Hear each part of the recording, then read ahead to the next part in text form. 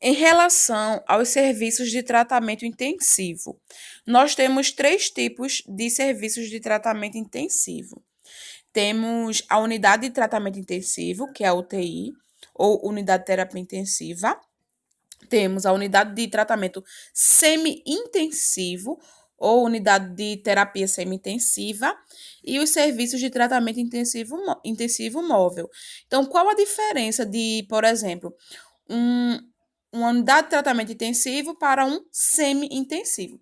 Então, gente, por exemplo, quem tem um familiar com um problema de saúde que vai demandar o quê? Mais atenção, fica sempre com aquele receio, né, de que seja transferido para uma unidade de terapia intensiva. Só que, no entanto, dependendo da gravidade do quadro, o atendimento, ele pode ser realizado também em uma unidade de terapia semi-intensiva, que a gente chama. Então, basicamente a diferença é a seguinte: a UTI, que é a unidade de terapia intensiva, são para pacientes com quadro clínico crítico, altamente instáveis. Na maioria das vezes, eles necessitam de suporte ventilatório, com respiradores, altas doses de medicamentos para controlar a pressão arterial, a frequência cardíaca. Há ainda também a questão do uso de dispositivos para estabilizar o pulmão, o coração do paciente, os rins. Então, geralmente, também é realizada diálise para eliminar resíduos e excesso de fluidos do sangue do paciente.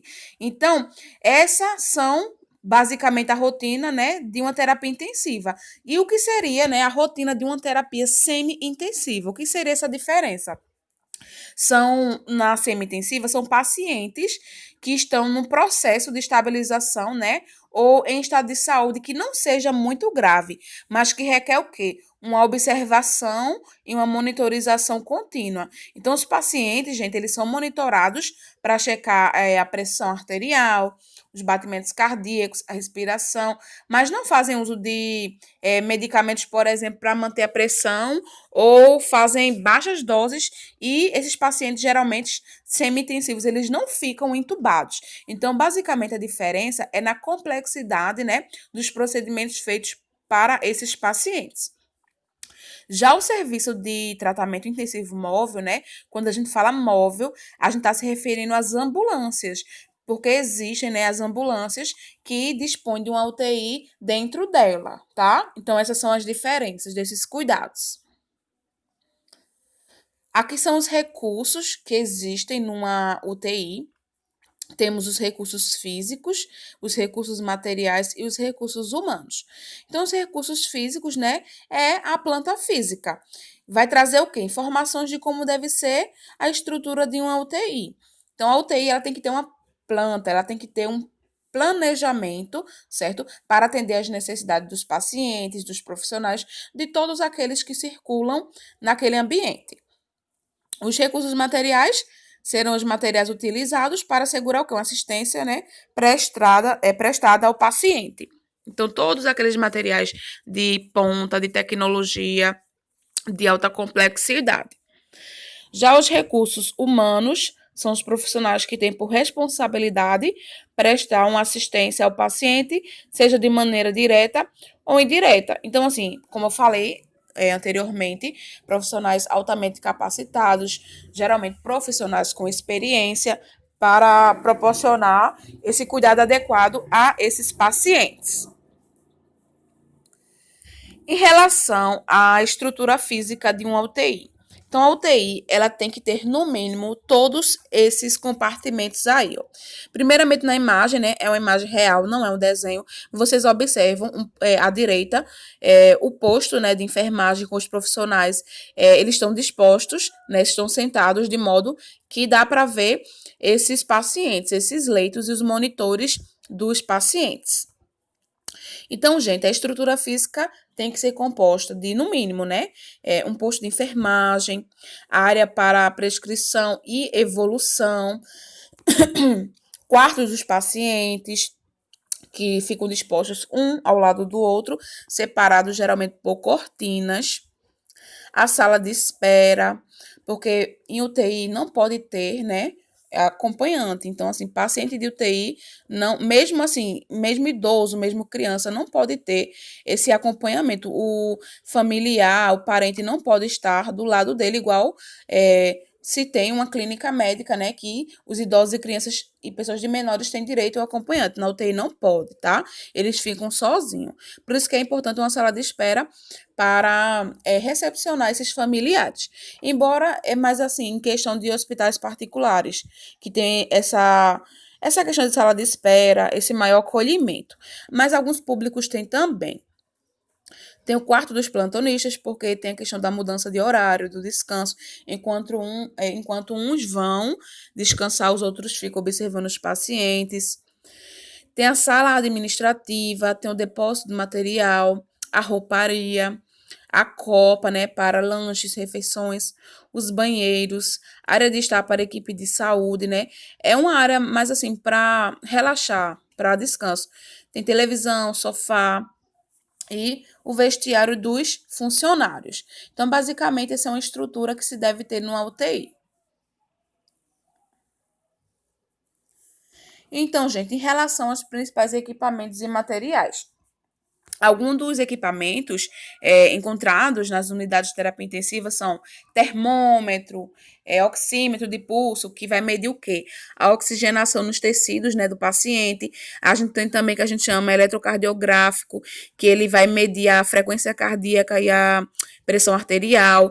Temos também monitores, né, de pressão arterial, monitor cardíaco, sonda nasointeral, que é para alimentar o paciente, sonda vesical, que é para coleta de urina, né? Temos máscara, catéter de oxigênio, que vão auxiliar na respiração. Temos o catéter, que é o dispositivo que vai auxiliar o quê? Na circulação sanguínea, tubo orotraqueal, que vai auxiliar a respiração do paciente. O famoso ventilador mecânico, que vai injetar e retirar dos pulmões do paciente, né? Quando esses pacientes, eles não conseguem respirar sozinho. Entre vários outros tipos de equipamento, ó, o carrinho de parada cardiorrespiratória, que isso aí é obrigatório ter.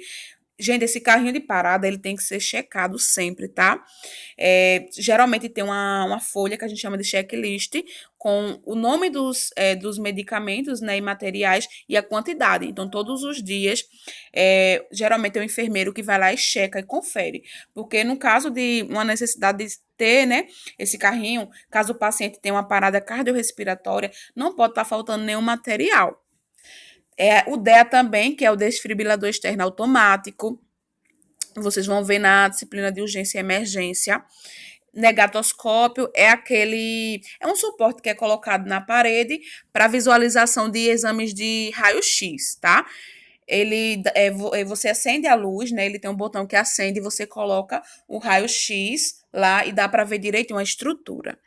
Glicosímetro, né, que vocês conhecem, para verificar os níveis de glicose do sangue, maca de transporte, bandejas, cilindro de oxigênio, né, termômetro, já falei, estetoscópio, né, para fazer as auscultas pulmonares e cardíacas dos pacientes, bomba de infusão, isso aí vocês vão ver também numa aula, nas próximas aulas de UTI, o que é essa bomba de infusão, para que serve, o famoso ventilador mecânico, entre outros equipamentos e materiais. Em relação à equipe, gente, o profissional que trabalha nas UTIs, ele é chamado de intensivista, tá? Médico intensivista, enfermeira intensivista, tá? E a equipe é sempre formada por diversos profissionais, como fisioterapeutas, psicólogos, nutricionistas, assistentes sociais, né? Além de médicos, enfermeiros e técnicos de enfermagem. Então, outra função dos intensivistas, né? Principalmente a questão dos enfermeiros e assistentes sociais, é de dar conforto e suporte aos familiares dos pacientes, pois essa situação, né, de internação de algum parente em UTI é sempre o quê? Delicada para essas pessoas. Então, a qualidade dos cuidados intensivos é uma grande prioridade para os profissionais envolvidos, pois ela tem um impacto direto tanto na questão da segurança de todos, o profissional, o paciente, familiar e meio ambiente também, né? E desfechos clínicos favoráveis e esperados desse paciente. Então, as unidades de terapia intensiva trabalham em cima de protocolos que são devidamente validados na realização de análises regulares, quando a gente fala de questão de indicador de qualidade, será que aquela UTI tem qualidade, tá? Os quais vão servir o quê? De grande ferramenta em questão da gestão para manutenção e melhoria contínua dessa qualidade de segurança nesses cuidados intensivos. Então, gente, sempre a UTI tem que passar por uma vigilância, sempre tem que ser analisado se há muita taxa de óbito, os motivos dessa taxa de óbito, porque nem sempre é pela doença do paciente e condição, mas sim porque ele pegou infecção na UTI. Então, assim, tem que ter essa questão desse inspecionamento por parte tanto dos profissionais como pessoas que são contratadas de fora. Aqui temos, né, os tipos de UTI que existem. Temos UTI adulto, UTI especializada, UTI neonatal e UTI pediátrica. Então, gente, UTI adulto vai ser aquela UTI que vai receber, dependendo do hospital, vai receber pacientes maiores de 15 anos, né? Ou tem um hospital que preconizam que sejam pacientes maiores de 18 anos, vai depender muito do hospital. Isso aí é em questão da idade.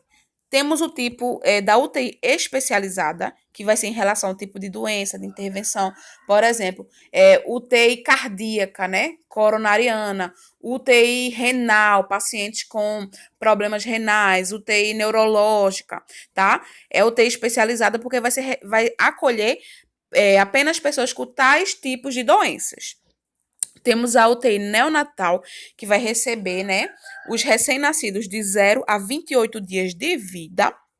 E temos a UTI pediátrica, que também, dependendo do hospital, vai receber pacientes de 29 dias de vida a 14 anos de idade ou de 29 dias a 18 anos de idade, dependendo do hospital. Então, gente, vejam só, muitos profissionais, eles não gostam de terapia intensiva ou não se adaptam. Porque é um ambiente fechado, é de acesso restrito, é muito controlado e direcionado a cuidados críticos, ou seja, tratamento de doentes e doenças, né? Que na maioria é no pior momento e gravidade. Então, esses fatos assustam muitos profissionais. Já tem profissionais, né, que são completamente apaixonados por toda essa complexidade, especialidade, pois essas ações de intervenção e cuidados são de suma importância para a questão da terapêutica implementada, né? Levando o quê? O profissional a ter uma incessante busca de conhecimento, de atualização, de estudo, para fazer sempre o melhor aos pacientes, né, que precisam da gente. Então, não só em procedimentos e intervenções, mas também na questão de posicionamentos e alternativas que vão aliviar a questão dos transtornos, de sofrimentos que são causados a indivíduos, né, e seus familiares, devido a uma internação no UTI. Então, vai depender muito do profissional, se ele quer ou não, se ele gosta ou não de trabalhar nessa área. Então, é basicamente isso.